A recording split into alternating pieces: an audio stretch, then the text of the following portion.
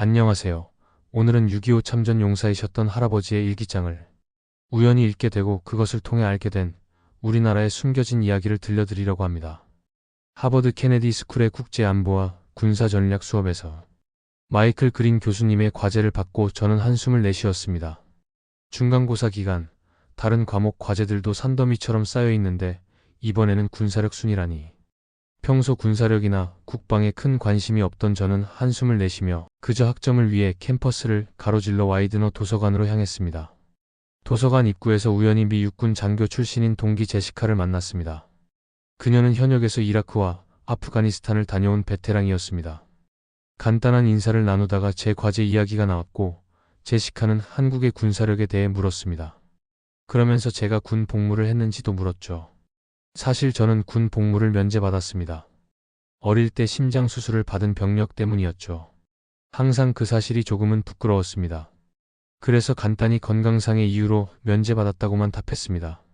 저는 곧 화제를 바꾸어 제 할아버지가 참전 용사셨다는 이야기를 꺼냈습니다. 제시카는 흥미로운 듯 저를 바라보았지만 6.25 전쟁에 참전하셨던 할아버지에 대해서는 저도 많이 알지는 못한다고 대답했습니다. 어릴 때 돌아가셔서 기억이 많지 않았으니까요. 도서관에 들어가 몇 시간 동안 자료를 찾았습니다. 세계 군사력 순위, 국방력 평가지표, 국제안보 동향 등의 키워드로 검색하며 시간을 보냈습니다.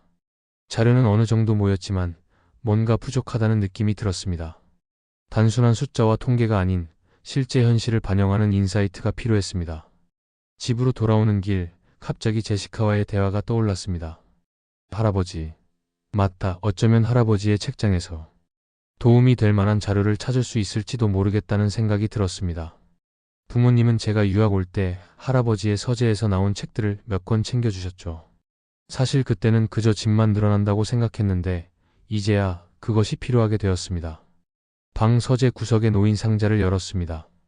먼지가 쌓인 오래된 책들 사이에서 국제 정치학 관련 서적 몇 권을 발견했습니다. 냉전 시대의 군사 전략, 동아시아 안보 동향, 한반도 군사 분쟁사. 할아버지께서는 군사 전략에 관심이 많으셨던 모양입니다. 그런데 책들 사이에서 특별한 것이 눈에 띄었습니다. 낡은 가죽 표지의 일기장이었습니다. 책 등에는 희미하게 1950부터 1953이라고 적혀 있었고 첫 페이지에는 할아버지의 이름과 소속 부대가 정성스럽게 적혀 있었습니다. 심장이 빠르게 뛰기 시작했습니다. 이것은 할아버지의 6.25 전쟁 참전 일기였습니다. 제가 태어나기도 전에 작성된 70년 전의 기록이었습니다. 할아버지는 제가 5살 때 돌아가셔서 기억이 많지 않지만 아버지를 통해 자랑스러운 참전 용사셨다는 이야기는 자주 들었습니다. 호기심에 일기장을 조심스럽게 펼쳤습니다. 첫 페이지의 문장이 제 시선을 사로잡았습니다.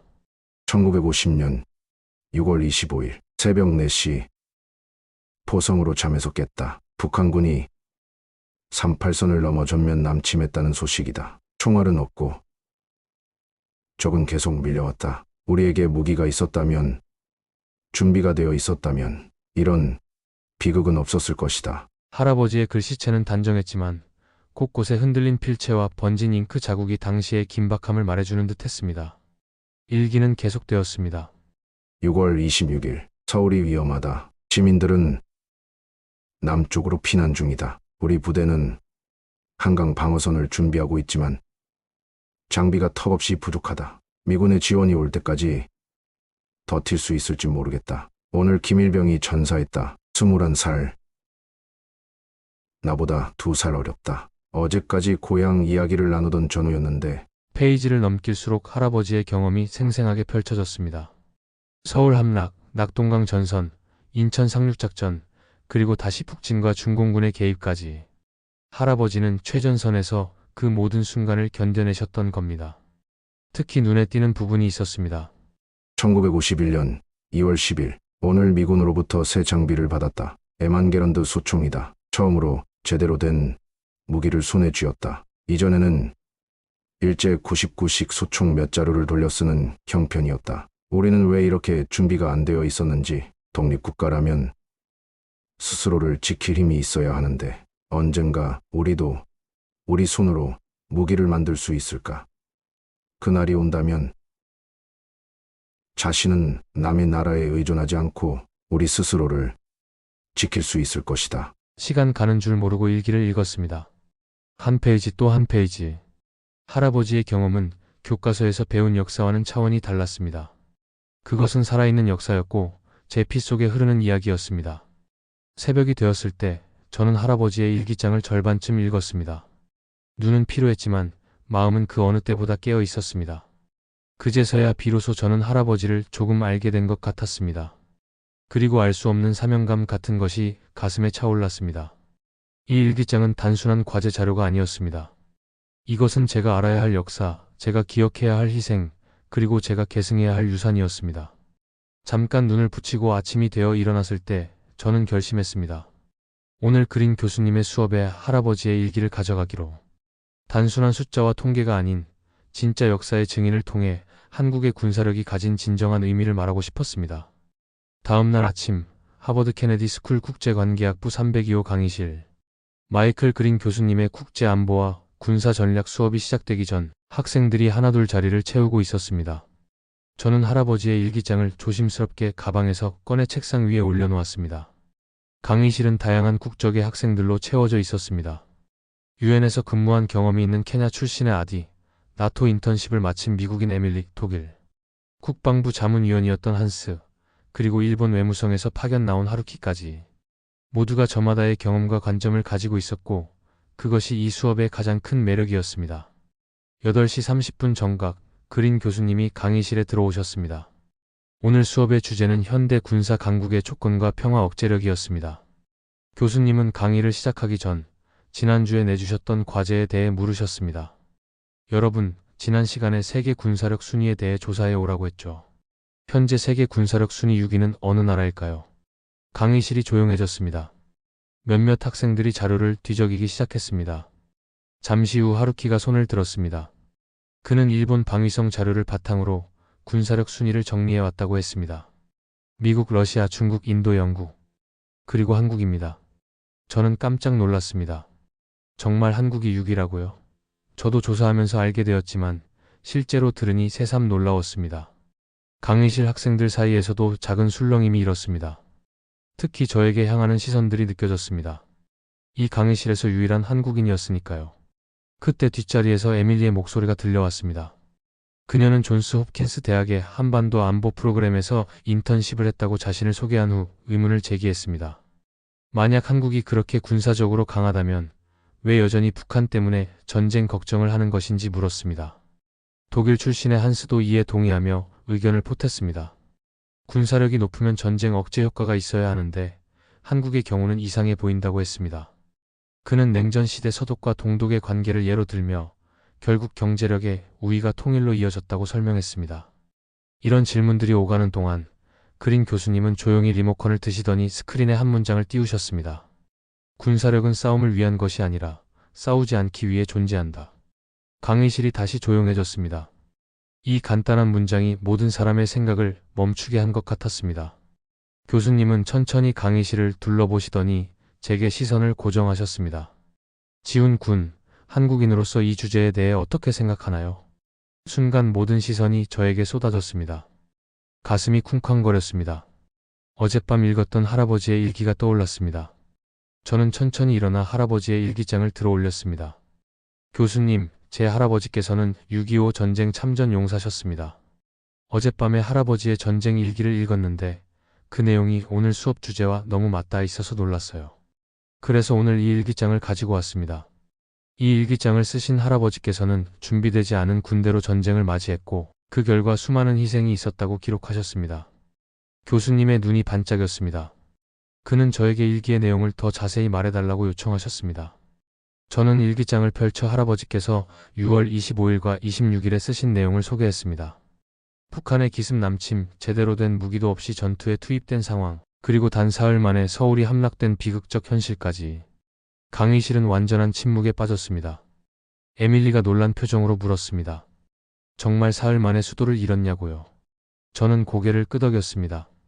1950년 6월 25일 새벽에 북한군이 남침했고 6월 28일에 서울이 함락됐다고 설명했습니다. 당시 한국군은 소총도 제대로 갖추지 못한 상황이었다고요. 그린 교수님은 이 대화를 주의 깊게 듣고 계셨습니다. 그리고 첫 번째 슬라이드를 화면에 띄우셨습니다. 한국의 독특한 병역 시스템이라는 제목 아래 현역 병력 약 50만, 예비군 280만 명이라는 숫자가 보였습니다. 여러분, 전 세계에서 가장 정교한 디지털 예비군 시스템을 가진 나라가 어딘지 아십니까? 교수님은 한국의 병역 시스템에 대해 설명하기 시작하셨습니다. 한국에서는 병역이 단순한 의무가 아니라는 점, GPS 기반 예비군 앱으로 훈련, 소집 및 전시에 즉각 대응할 수 있는 시스템이 구축되어 있다는 점, 그리고 전국 어디서나 8시간 내에 280만 명의 예비군이 동원될 수 있는 세계 유일의 체계라는 점까지. 하루키가 의아한 표정으로 질문했습니다. 현대 전쟁에서 대규모 병력의 의미가 약화되고 있는데 왜 한국은 여전히 그렇게 많은 예비군을 유지하느냐는 질문이었습니다. 교수님은 미소 지으며 대답하셨습니다. 그것은 역사적 경험에서 오는 교훈 때문이라고요. 그리고 저에게 다시 할아버지의 일기에서 그런 내용이 있는지 물으셨습니다. 저는 다시 일기장을 들여다보았습니다.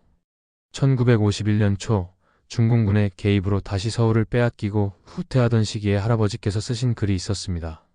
1951년 1월 15일 다시 후퇴하고 있다. 중공군의 물결은 끝이 없다. 우리와 미군을 합쳐도 수적으로 턱없이 부족하다. 평시에 충분한 예비병력을 양성하고 훈련했더라면 준비되지 않은 평화가 얼마나 위험한 것인가. 이 구절을 읽자 강의실은 더욱 조용해졌습니다. 교수님은 고개를 끄덕이셨습니다. 할아버지의 통찰력이 놀랍군요. 준비되지 않은 평화의 위험성. 이것이 바로 오늘 우리가 논의하고자 하는 핵심입니다. 교수님은 슬라이드를 넘기셨습니다. 두 번째 슬라이드는 세계 각국의 국방비 지출과 GDP 대비 비율을 보여주고 있었습니다. 한국은 GDP의 2.7%를 국방비로 사용하고 있었고, 이는 나토 평균보다 높은 수준이었습니다. 군사력 건설은 단순한 공격력의 강화가 아닙니다. 그것은 평화를 지키기 위한 투자입니다. 평화는 그저 주어지는 것이 아니라 준비하고 지켜야 하는 것이죠. 교수님의 말씀이 계속되는 동안 저는 할아버지의 일기장을 다시 한번 바라보았습니다. 그 속에는 단순한 전쟁 기록이 아니라 소중한 교훈이 담겨 있었습니다. 할아버지께서는 전쟁을 겪으며 어떤 나라가 진정으로 평화로운지, 어떻게 해야 평화를 지킬 수 있는지를 온몸으로 깨달으셨던 것입니다. 강의가 진행되는 동안 저는 할아버지의 일기에서 읽은 내용들이 현대 한국의 군사 정책과 어떻게 연결되는지 생각했습니다. 할아버지 세대가 경험한 준비되지 않은 전쟁의 비극이 오늘날 한국이 강한 군사력을 갖추게 된 근본적인 이유였습니다. 한국은 역사의 교훈을 잊지 않았습니다. 그것은 단순한 기억이 아니라 국가 안보 체계의 근간이 되었습니다. 할아버지께서 소총 한 자루 제대로 들지 못하고 전장에 나가야 했던 그 현실이 오늘날 한국이 첨단 무기를 자체 개발하고 생산하는 원동력이 된 것입니다. 수업 중반 에밀리가 다시 질문했습니다. 왜 한국은 이렇게 강한 군사력을 갖추고도 여전히 북한을 두려워하는지, 그리고 통일을 이루지 못하는지에 대한 질문이었습니다. 그린 교수님은 이 질문에 역사적 맥락에서 접근하셨습니다. 한반도의 분단이 단순한 이념 대립 이상의 복잡한 지정학적 요소를 갖고 있다는 점, 그리고 한국의 군사력이 결코 공격적 목적이 아니라 방어와 억제, 그리고 평화를 위한 것이라는 점을 강조하셨습니다.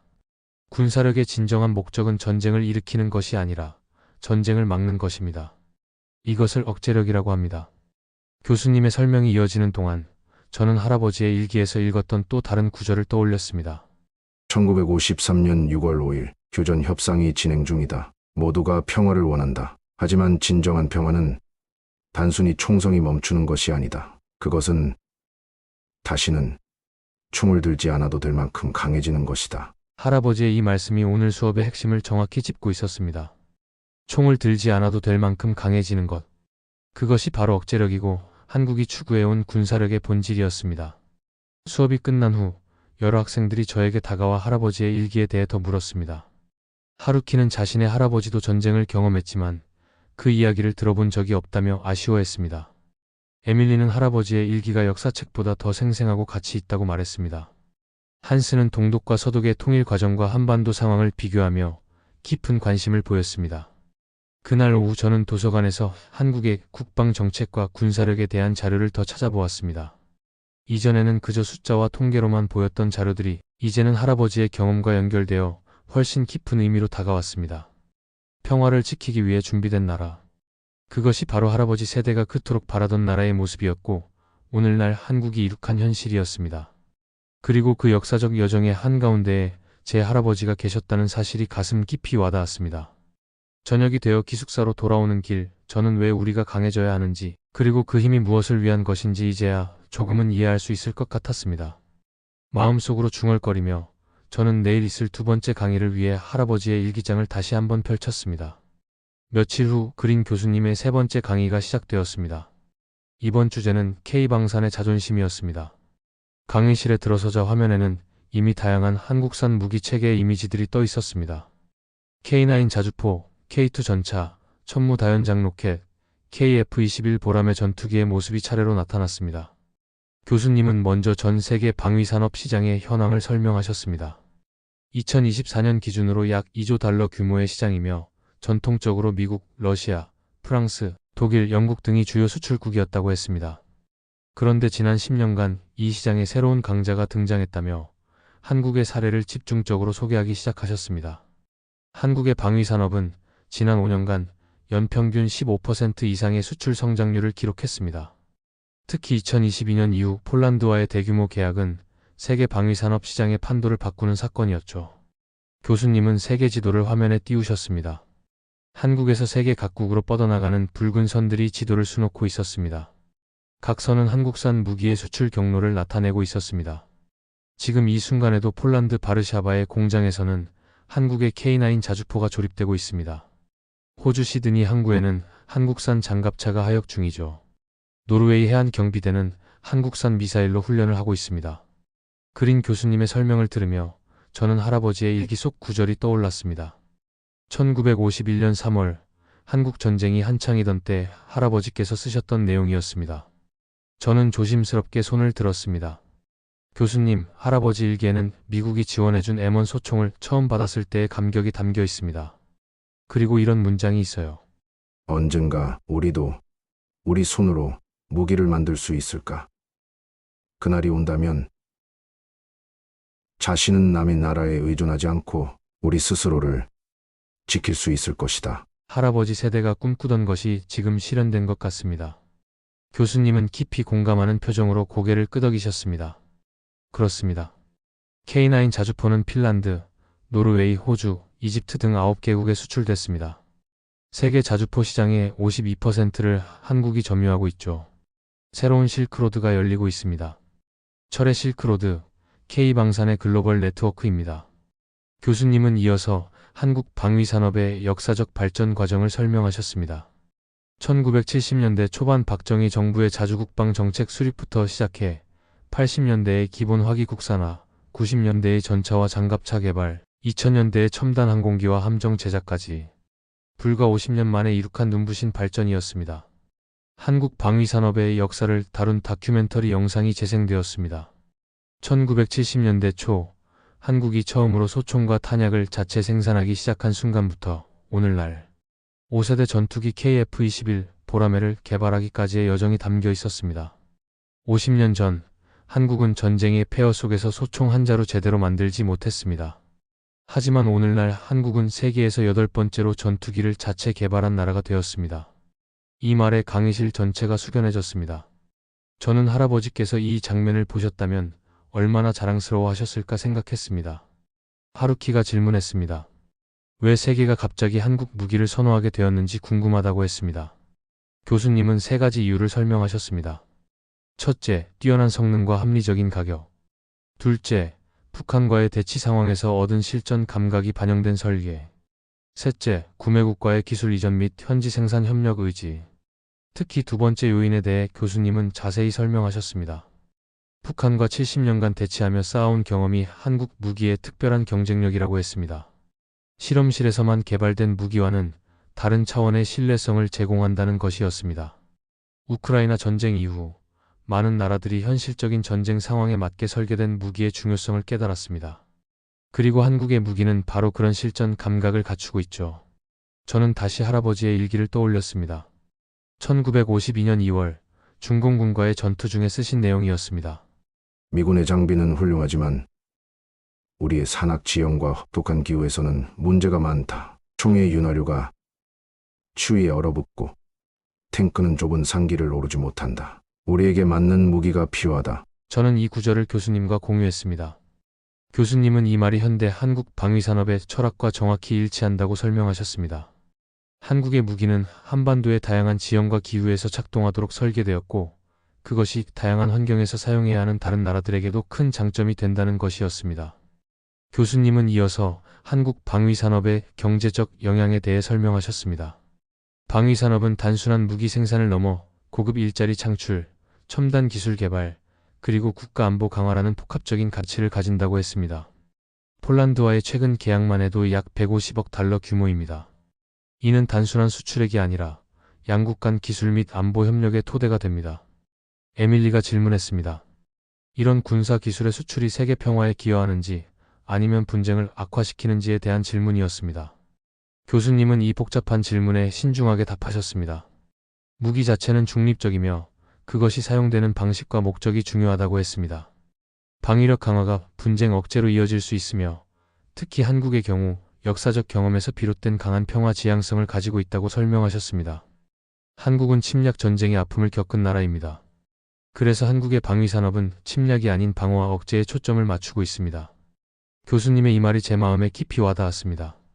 할아버지와 그 세대가 겪은 전쟁의 아픔이 역설적으로 오늘날 한국이 평화를 위한 강한 방위력을 갖추게 된 원동력이었던 것입니다. 강의 후반부에는 한국 방위산업의 미래 방향성에 대한 논의가 이어졌습니다.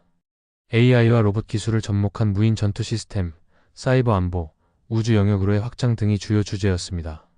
4차 산업혁명 시대의 방위산업은 단순한 철의 산업이 아닙니다. 그것은 소프트웨어, AI, 로봇공학, 사이버 보안 등 첨단 기술의 집약체입니다. 수업이 끝난 후 저는 도서관에서 한국 방위산업에 대한 추가 자료를 찾아보았습니다. 한국방위산업진흥회의 최신 보고서에 따르면 한국은 2023년 기준 세계 6위의 방산 수출국으로 성장했으며 2030년까지 상위권 진입을 목표로 하고 있다고 했습니다. 저녁에 기숙사로 돌아와 할아버지의 일기를 다시 펼쳤습니다. 일기장 사이에 낡은 신문 스크랩이 끼워져 있었습니다. 1975년 4월의 기사였고 제목은 한국 최초의 자체 개발 소총 시험 발사 성공이었습니다. 할아버지께서는 그 기사 옆에 짧은 메모를 남기셨습니다. 드디어 시작되었다. 우리의 손으로 만든 무기, 앞으로 더 발전할 것이다. 우리의 아들들은 더 이상 맨손으로 적을 마주하지 않을 것이다. 그 말씀대로 할아버지의 손자 세대인 저희는 세계적인 무기를 스스로 만들어 수출하는 나라의 국민이 되었습니다. 할아버지께서 꿈꾸셨던 자주국방은 이제 현실이 되었고 그 꿈은 한국의 경계를 넘어 글로벌 방위 산업으로 확장되었습니다. 저는 다음 수업을 위한 준비를 시작했습니다. 마지막 수업은 IT 기반 스마트 국방을 주제로 진행되었습니다. 그린 교수님은 세 번째 슬라이드를 화면에 띄웠습니다. 드론봇 전투단, 사이버 사령부, 국산 미사일 방어 체계에 대한 정보가 나타났습니다. 한국은 2018년 세계 최초로 드론봇 전투단을 창설했습니다. 인공지능이 탑재된 드론이 24시간 비무장지대를 감시하고 있죠. 2020년에는 AI 기반 사이버 방어 시스템을 구축해 하루 평균 140만 건의 해킹 시도를 막아내고 있습니다. 교수님이 설명하는 첨단 기술들은 할아버지의 시대와는 상상도 할 수 없는 것들이었습니다. 예전에는 병사들이 직접 일일이 감시하던 비무장지대를 이제는 AI가 탑재된 드론이 24시간 감시하고 있다는 사실이 놀라웠습니다. 슬라이드에는 한국의 첨단 방어 체계들이 차례로 소개되었습니다. 사이버 위협에 대응하는 국가사이버안보센터, 북한의 미사일에 대응하는 한국형 미사일 방어 체계, 그리고 전투 현장에서 인공지능을 활용한 지휘 통제 시스템까지. 그것은 단순한 무기가 아니라 기술과 전략이 융합된 종합 시스템이었습니다. 에밀리가 손을 들고 질문했습니다. AI와 같은 첨단 기술이 실제 전투에서 얼마나 효과적일지 의문이라는 내용이었습니다. 기계가 인간의 직관과 경험을 대체할 수 있느냐는 질문이었죠. 교수님은 이 질문에 깊이 공감하는 듯 했습니다. 그리고 저에게 할아버지의 일기에서 관련된 내용이 있는지 물으셨습니다. 저는 일기장의 한 부분을 찾아 소개했습니다. 1952년 11월 5일. 오늘 전선에서 적의 움직임을 예측하는 데 실패했다. 정보가 부족했고 판단이 늦었다. 이런 상황에서 더 빠르고 정확한 정보를 얻을 수 있다면 나는 생명을 구할 수 있을 텐데. 교수님은 고개를 끄덕이셨습니다.